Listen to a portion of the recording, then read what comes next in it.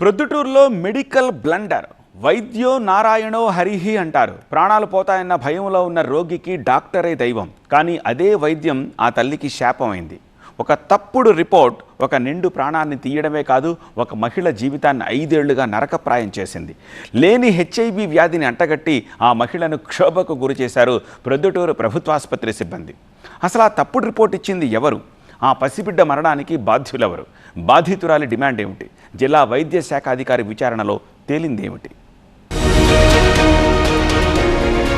ప్రొద్దుటూరు ప్రభుత్వ ఆసుపత్రి సిబ్బంది నిర్వాకం ఒక ప్రాణాన్ని బలికొనడమే కాకుండా ఒక కుటుంబాన్ని 5 ఏళ్లుగా నరకయాతనకు గురిచేస్తుంది. 2020 అక్టోబర్లో డెలివరీ కోసం ప్రొద్దుటూరు ప్రభుత్వ ఆసుపత్రికి వెళ్లిన బాధితురాలికి రక్త పరీక్షలు నిర్వహించి ఆమెకు HIV ఉందని బాంబు పేల్చారు.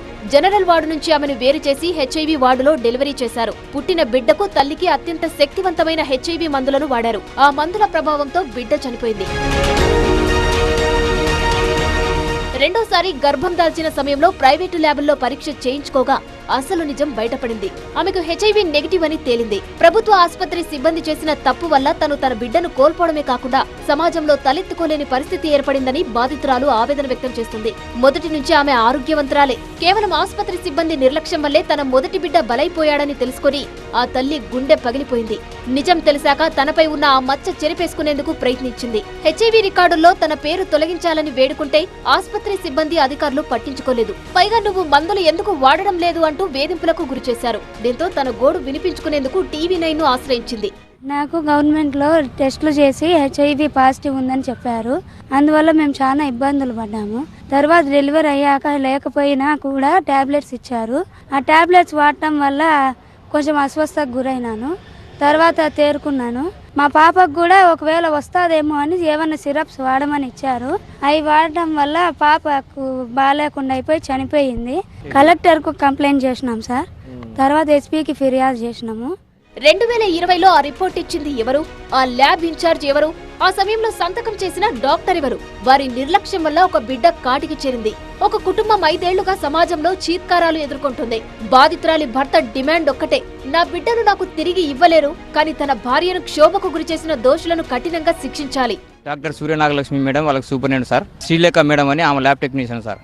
ఆమె నిర్వాహకం వల్లే మాకు ఇది జరిగింది సార్. ఎందుకంటే నైట్ ఎవరో ఒక థర్డ్ పార్టీ అతను వచ్చి టెస్ట్ చేయడం జరిగింది సార్. ఈమె మార్నింగ్ ఈమె డ్యూటీకి వచ్చిన తర్వాత ఈమె చూసుకోవాలి సార్. ఈమె చెక్ చేసుకోవాలి. ఈమె చెక్ చేసుకొని ఇది వాస్తవమా కాదా ఈమె చెక్ చేసుకున్న తర్వాత ఫైనల్ చేయాలి సార్. ఎందుకంటే ఇది జ్వరం కాదు, ఇంకొకటి కాదు సార్. ఇది HIV అనేది ఆషామాషి వ్యవహారం కాదు సార్. ఇది ఆమె ఫైనల్ చేసుకోకుండానే మాకు కన్ఫర్మ్ చేసి ఆమె సంతకం పెట్టి పంపించడం జరిగింది సార్. ప్రొద్దుటూరులో జరిగిన ఘటనపై జిల్లా వైద్య శాఖ అధికారి స్పందిస్తూ ఈ విషయంపై ఇప్పటికే విచారణ పూర్తి చేశామని, అయితే బాధితులు కన్స్యూమర్ కోర్టును ఆశ్రయించడంతో ఈ అంశం ప్రస్తుతం న్యాయస్థానం పరిధిలో ఉందని తెలిపారు. HIV నిర్ధారణ విషయంలో వైద్య శాఖ అత్యంత జాగ్రత్తగా వ్యవహరిస్తుందని, ఎవరికైనా 1కి 3 సార్లు పరీక్షలు నిర్వహించి అందులో 2 సార్లు పాజిటివ్ అని తేలితేనే HIVగా ధృవీకరిస్తామని ఆయన వివరించారు. దాంట్లో 2 పాజిటివ్ వస్తేనే పాజిటివ్గా డిక్లేర్ చేయడం జరుగుతుంది. కాబట్టి మళ్ళీ వాళ్ళు మాకు నెగిటివ్ వచ్చింది అని చెప్పి కోర్టుకు వెళ్ళడం జరిగింది. కాబట్టి నేను ఈ టైంలో నేను దాని గురించి ఏం మాట్లాడలేను. దాని మీద ఎంక్వైరీ కూడా వేయడం జరిగింది. డీలేట్ ఎంక్వైరీ ఆఫీసర్గా వేయడం జరిగింది. దాని గురించి కోర్టుకే సబ్మిట్ చేయడం జరుగుతుంది. తప్పు ఎవరిదైనా శిక్ష మాత్రం ఆ మహిళే అనుభవిస్తుంది. 5 ఏళ్లుగా ఆమె పడుతున్న ఇబ్బందులు, ఆ కుటుంబం ఎదుర్కొంటున్న సామాజిక వెలివేతకు బాధ్యులెవరు? ఇది కేవలం ఒక ప్రొద్దుటూరు సమస్య కాదు. రాష్ట్ర వ్యాప్తంగా ప్రభుత్వ ఆసుపత్రులపై ఉన్న నమ్మకానికి సంబంధించిన ప్రశ్న. ఇప్పటికైనా దీనిపై పూర్తి స్థాయిలో విచారణ జరిపి చర్యలు తీసుకోవాలి. లేదంటే ప్రభుత్వ ఆసుపత్రి అంటేనే భయపడే పరిస్థితి వస్తుంది.